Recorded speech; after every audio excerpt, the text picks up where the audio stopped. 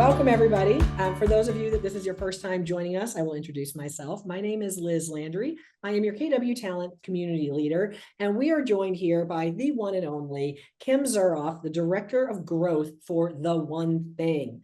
Now, we're here for a unique topic today. We are here to talk about how to say no and why saying no is important and how to say no when it really matters the most. So, Kim, I'm going to give you the floor, but I'm going to ask you a question on that. Yeah. Why is this actually important? We're all adults. Why do we need somebody to teach us how to say no? Can't we just manage our priorities on our own? Like, why is this so important to you that you wanted to talk about it today? Yeah, absolutely. So one of my first mentors, they said something to the effect of, if you don't tell your time where to go, you're going to wonder where it went. And a lot of times as high achievers, we overcommit, and the overcommitment causes us to not do anything really well. And so achievers oftentimes operate from a very high, clear sense of priority. And when you're very clear on where you're going, the no's become easier.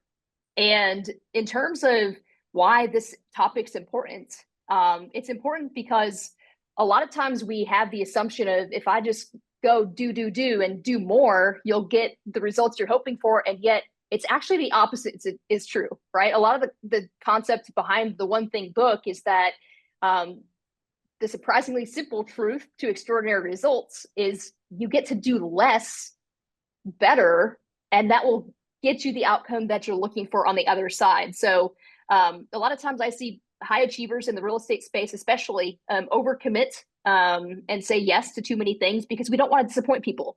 We like pleasing. We like saying What? yes. Driven real estate So agents overcommit? I don't know any of those. yeah, me either. I don't feel called out at all on that as a classic Yeah, overcommitter, right? Well, yeah. it's interesting when we look at that, the concept of doing less, right? The One Thing teaches it to us Mhm. fundamentally, like we get it usually. Yeah. Why is it still so hard, right? Like, Jay Papasan said something to me years and years and years ago, right? When the One Thing was coming out. And I was getting asked to do a lot of things and I was saying yes to everything. So it goes right along with this. And he said, every time you say yes to something, you say no to something else. And I was like, ooh, that kind of hurt. Hmm. So I had to start asking myself, what am I saying no to by saying Yeah. yes to this, right? And it really forced me to look at my priorities. Now, what do you say to somebody who's like, I I like being asked to do things. I like to help, Kim. Like people need my help. They want me to help them. Who am I to say no? Yeah. So oftentimes what I find, Liz, is that if people are saying yes to everything, they actually don't have a very clear direction in where they actually want to end up. And until you take the time to sit down and understand your someday goals, where you want to be in 3 years, 5 years, 10 years for that matter, if you don't have a clear sense of priority of where you're going, you will say yes to everything. And you'll say yes. And then all of a sudden, the busyness, you're going to mistake that for business, and you're going to, hope that there's productivity there where there's actually not going to be productivity there. And so it's first, really getting a clear sense of where you're going and why that's important to you.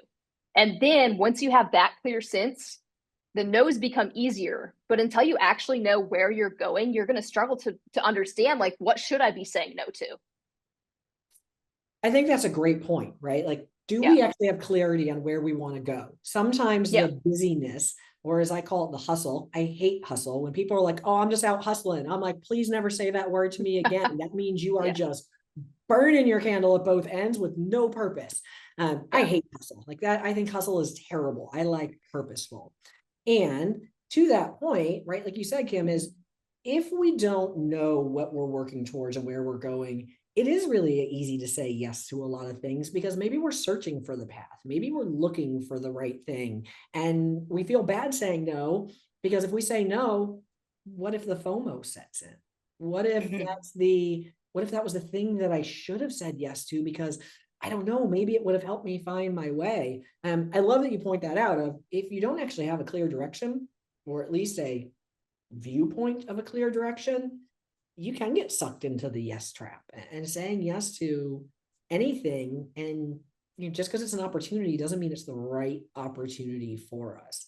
So Well, and you could really spend a lot of years climbing up the wrong ladder, right? I mean, it might be leaned up against the wrong house, if you're not super clear on where you're going. And that's a lot of time that you could have been spending in a different space or place.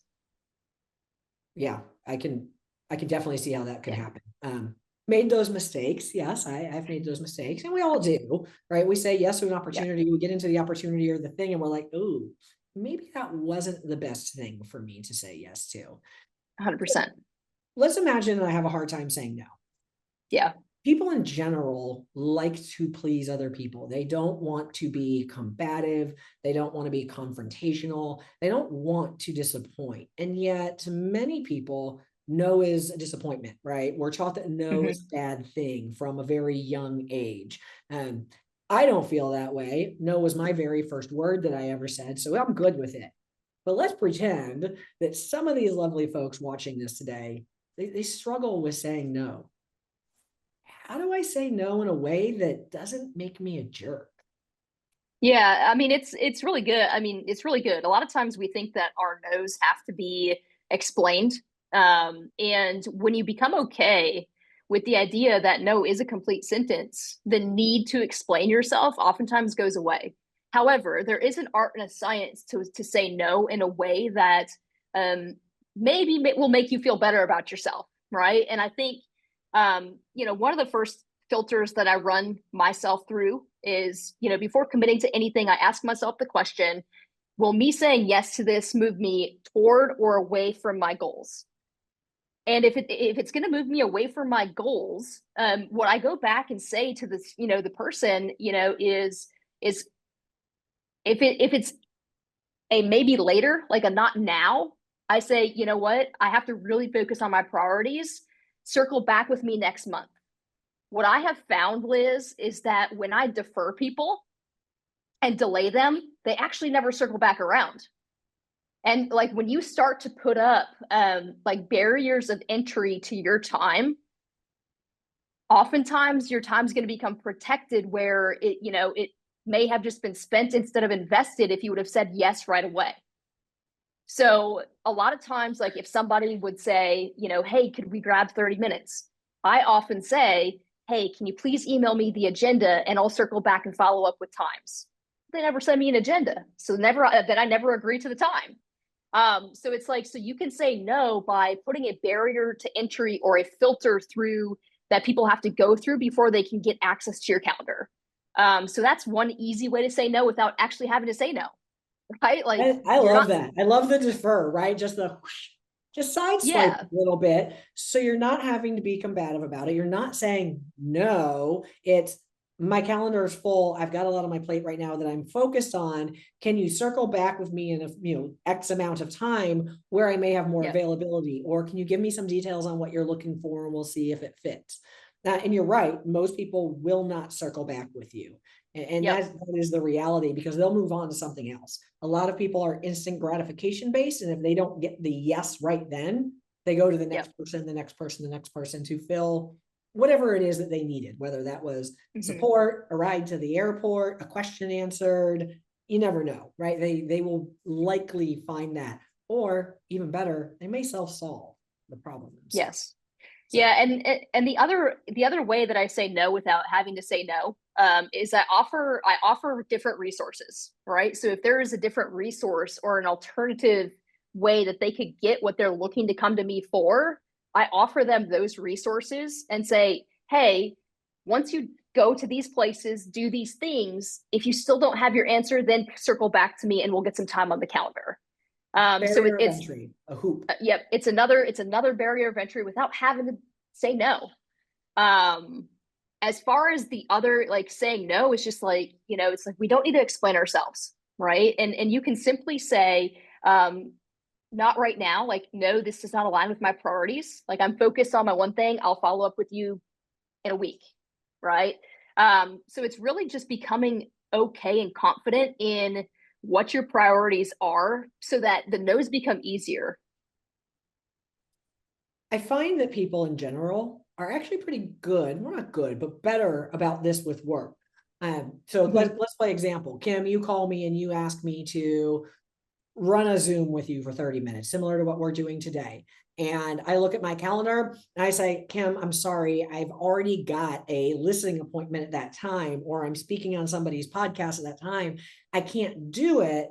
Can we circle back maybe in a month or two to see for your availability then? Right? Like that seems very natural to a lot of people. And yet, Mhm. and yet, here's where I find that a lot of them go wrong. If they have white space in their calendar that's for themselves or personal time off with their family or personal time just to binge watch bad Christmas movies and eat cookie dough, right? Like they don't respect the things that are not appointments with other people. They tend Yeah. to violate the personal appointments. How do I say it if it's a personal appointment? Is it any different? In my opinion, it's not, because we need to put our own oxygen mask on first. And like when we take a look at the one thing on page 114, the seven circles, right? At the top, it's the spiritual energy. Then it is your health, and then it goes to your personal time. Those things are first for a reason. And it's like, if we're not protecting our own time, we're not going to be of the greatest service to the people around us. And so, with your personal appointments that you have in your calendar, that you're right, Liz. I used to do it all the time, where I would be the first to give up my personal habits. But then it's like, if you justify it by just saying, I'll just do it this once, I'll give up my personal time this one time, that compounded over time, the effects of it are wildly dramatic. Like you and I, before we got going here, we're talking about sleep. Having poor sleep one night compounded over several years turns you into a wildly unhealthy human being. Yes, it And, does. and And a very cranky one. and a very cranky one. And so it's like, if you continuously say no, think about a few things. Think about, if I'm saying no to myself and it's compounded over several days, months, and years, where are you going to end up by the result of saying no to yourself? But then also too, it's asking yourself the question of, who else is this impacting? Who else is this yes impacting? Because a lot of times we don't think about the people around us that it impacts. It impacts our significant others, our kids, our friends, our families, like just the different dynamics of, oh, well, I'm just going to say yes this one time. No, you're impacting so many other things that you don't even really oftentimes pay attention to. Well, and it's interesting because a yes doesn't have to be big, right? Like I'm listening to you talk about where Yeah. does it have the impact, right? Where that residual, the Mm-hmm. butterfly effect. And I'm thinking about one of the models we teach on the 5 levels of problem solving. And it's how to empower our team and our people to self-solve problems. Yeses can be small, right? Like yeses can be really small. Yeses can be as simple as if I come to you and I say, Kim, how do I find X, Y, or Z, or I'm lost on this contract and I don't know where to look and I just can't figure it out. You might be like, you know what, Liz, don't worry about it. I'll go ahead and get it. Like the word might not be YE yes, but that's a yes, right? That's not a no. That's not a diversion. That's not sending somebody away and saying, I don't have the time right now. I'm focused on something else. It's not saying, hey, use these resources to go find the answer on your own. That's saying, I will take whatever it is you needed me to do and I will do it. That's a yes. And I think the little yeses probably get overlooked more than the big yeses, even, right? We know the big Yeah. yes. I think one thing you mentioned there is a challenge, right? Like my average coaching client does a couple hundred transactions a year. So that's primarily who I coach, is mega agents that have teams, as well as, team leaders. And, that's one of the things that they oftentimes complain about. It's just like, well, they just keep giving me their job back. And it's because we let them. And Yeah. I think it's just like, if somebody comes and asks a question and we say, hey, I'm just going to take care of it for you, you're creating a dependent culture. They're going to be dependent on you until you say no to them or you guide them to the other resources. That's when you have true freedom in your organization and in your team, is when you empower and equip people to take ownership of anything that they might need instead of taking it right back. Yeah. The take backs, right? Yeah. Those are just small, subtle, underlying yeses, right? Like Mm-hmm. those aren't no's. How much time do you think we get back if we start really prioritizing? right? Think of just your average person or even your average close coaching client that takes all these yeses on. What do you think the average person would get back if they only said yes to things that were in alignment with their goal, getting it closer to them? How much time do you think they'd get back? I would say probably 4 to 6 hours a week. That's substantial. I don't know Yeah. about any of you out there. I would love another 4 to 6 hours a week. That could be an hour to sleep in. That could be an hour to work out. That could be an hour to lead generate. Kim and I love to talk about sleep if you guys haven't figured this out yet. We're on this Yeah. mission to get like the best sleep ever. But it could be an hour of a lot of different things, an hour of productivity, an hour with your family, an hour to cook a healthier dinner. It could be an hour to lead generate. It could be an hour compounded, right? We go on vacation with those hours. You know what? I'm going to take a half day on Friday and take some me time. 4 to 6 hours a week. That's a lot. Yeah, I think, Liz, I think the other thing though that kind of people oftentimes run into is high achievers typically really struggle with white space. They typically really struggle because they don't like to slow down enough. They like busyness is their drug. Achievement is a It, sport. Achievement is a sport for high yeah. achievers. They love to win. And the busyness makes them feel like Mhm. they're Yeah, and so the more stuff they say yes to, they're busy all the time, and a whole different life opens up when we get comfortable with that white space.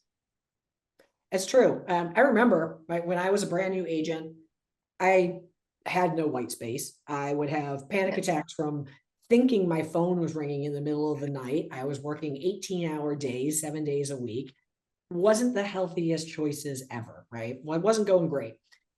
Got it together, worked with a coach, did all the things I needed to do to get control of that. And I remember the first time I went on vacation to a place where I didn't get cell phone service. Yeah. And I remember the physical, literal discomfort for 2 days and having a mild panic when they told me, no, there's no Wi-Fi either. I was like, what? There's no Wi-Fi? I understand there's no cell phone service, but Yeah. what do you mean there's no Wi-Fi? And on day 3 and day 4, it set in and defined that space for clarity, for white space, where we're not able to actually go and do, to put the email away at 6 o'clock and to say, no, I can't help you at 8:30 p.m., but it's not an emergency, right? What are any of us going to do with a real estate transaction at 8:30 p.m.? Unless you're negotiating an offer, there's no life or death situations there. It's not happening. And I Yeah. think comfort with white space and being able to do that, right? We don't have to fill every minute available. We just don't. Yeah. Well, and I think too, it's and I struggled with this for a long time, Liz, is I didn't have any hobbies outside of work. And so I would just work all the time. I would say yes to everything and everybody because I didn't have anything outside of work that I was really excited about. And, it's just like when we continue to say yes to the things that aren't our most important things, it's not going to really be the ultimate thing that gets you where you want to go. So A lot Kim, of our, let's go all a the way lot of, back to the beginning of the conversation, yep, right? I think everyone's got the concept now, but we yep. led this conversation and you said, is it getting me closer to my goal or is it getting me farther away from it? And if you don't have clarity on your goal, that's where you need to start. For those folks that are watching this today and they don't have clarity on their goal, how can they start moving towards clarity on their goal? Like, let's go a little bit off topic over there, right? Like, how can they start getting clarity on the goal? What would you advise? Yeah, so I mean, there's a lot of different exercises out there. We have a lot of great podcast episodes that Jay's recently done that talk about, your someday letter define and really working to find your purpose. Because if we're not clear on our purpose, we're not going to understand our priorities. And without our priorities and a clear sense there, we're not going to really be as productive as we could be. And without the productivity, we're not going to be as profitable as we could be. So if somebody's looking to get clarity and hey, like where is it that I want to be, I think it's giving yourself permission to dream, right? Thinking and it's literally journal exercises of thinking about where do I want to be in 5 years, where do I want to be in 10 years, but not just in business and life. And once you start to just kind of dream and imagine, like I think for me, Liz, like a thing that caught me up is for so many years, I got stuck in the hustle and got stuck in the grind of just grind, grind, grind, work, work, work, that I forgot how to dream. And a lot of high achievers that have really successful businesses, they do the same. They forget to imagine out like what life could look like in 5 years, 10 years. And then it's working yourself backwards, right? So in the one thing, we call it the process of goal setting to the now. And I would encourage people, if they're not familiar, like go reread the book, The One Thing, and it will walk you through like, how do I set my someday goals? And then how do I work them all the way backwards to what you need to be doing today? And Keller Williams, The One Thing, we have so many tools in our toolbox to help people with this, right? So it's the first thing is the GPS. If you don't have clarity in or a GPS set for 2025, that's the first place to begin. Is get a GPS, written and formulated out. The GPS breaks down into your 411, and that's telling you what you need to be doing every single week. You can take that, put that into your calendar, into your time blocks, right? So that's kind of the format and the flow of like, hey, cast out the vision of where is it that you want to go, because that way you have a clear sense of priority that you're working from today that can get you on the way to where it is you want to be. It's really interesting where you look at, you say like, we lose kind of the ability to dream, we forget, because I talk to business owners every day, right? That are like, no, here's where I want my business to go. Here's where I want my business to go. Here's where I want my business to go. I'm like, cool. Where do you want your life to go though? Like, I get what you want your business to do. I understand the GCI. I know the units. I understand the size. Where do you want your life to go? And to your point, that's a struggle. I think that's where the 7 circles and The One Thing come in very handy, is because it does break it down, and it's like your business, your job, your finances, your thumbs up. Your relationships, your spirituality, right? Like all of those things matter, and people tend to lump them together in one vision. And I think that's one of the things The One Thing can do really well, is help you break down into those 7 circles that actually encompass who we are, and go one by one. Where do I want to be in this? Where do I want to be in this one? Where am I now in this one? So we're down to our last couple of minutes, right? And our entire conversation today kind of stems from the idea of saying no and only committing to things that get us closer to our goal. What last words of wisdom or last things do you want to impart upon our lovely viewers today? Yeah, I mean, I think the biggest thing is, and we've said it multiple times here, is when you're super clear on what you want and your purpose, the no's will become much easier. And a lot of times we're blindly saying yes because we just don't have a clear sense of priority. And I really think what I started with is what I want to end with is, if you don't tell your time where to go, you're going to wonder where it went. You're going to sit back a year from now and you're going to be saying, damn, this year flew by fast. What happened in 2024, Liz? Tell me something good about this year. Time goes by so fast. And if we don't spend our time doing the most important things, we're not going to have the impact and on the world that we want. And we're likely not going to leave the legacy that we desire that we could leave. So we don't tell our time where to go, we're going to wonder where it went. That is the Kim mic drop of the day right there. I love it. So for all of you, obviously, Kim Zuroff, Director of Growth for The One Thing. Kim, you have some cool things going on at the beginning of January, don't you guys, for The One Thing? We do, yes. Some stuff. I remember the post that you said you were going to have something coming out, because what did you say? You said January 17th is National Quitters Day. What is National Quitters Day? Yeah. Oh, yeah. I love that. So January 17th is National Quitters Day, where people have already abandoned their goals for the year. And gave up on all those New Year's resolutions they were going to do. Yeah. And to think about it, right? Like, I coached a lot of teams and leaders, and it's like, we spend so much time in November and December planning for next year. And then all of a sudden, mid-January, we're just like, done. In the hustle, we're in the busy, we're saying yes to things we shouldn't be. Yeah, exactly. So yeah, January 17th is National Quitters Day. At the beginning of January, Jay Papasan, Jordan Freed, and myself, we have a class called The First Domino that we're launching. And for anybody that wants to go from chaos to, clarity and have a lot of momentum going into 2025, like, our team is happy to help. And I think, there's a specific class specifically on how to say no. But this is the first time Jay's actually been the leader of anything in the coaching space in 9 years. I love it. So he's excited to come back and be the face of a lot of things. So It's super exciting. Well, for those of yeah. you here, again, Kim Zuroff, we will be sending everyone out this video. You guys will get it. We will make sure to include contact information to get a hold of Kim as well. So if you guys are interested in that class that they're going to be launching in January, the first domino to not fall victim to Quitter's Day because you say yes to things you shouldn't, and to really learn how to say no. I love the diversion technique, right? Like that's actually my big takeaway here is I don't really feel bad saying no to people, but I understand that sometimes people feel bad when I say no to them because I'm just like, yeah, no, I can't. Yeah. Like I'm and I think, it's like, I personally don't want to be rude, right? I'm a master of diversion. Like I send them on their way and then I divert, put a barrier to entry. And then if they follow through, awesome. I'm super happy to give you my time. I love it. I love it. I love So it. Shows love they really it. want it and they really earned it too. So Kim, thank you so much. You are always a pleasure to interview and you bring so much to the table. Everyone who is here today, thank you all so much. I hope everyone has a wonderful, safe, happy holiday season, and we will see you all in 2025. Have a good one. Bye. Cool. Thanks, Liz.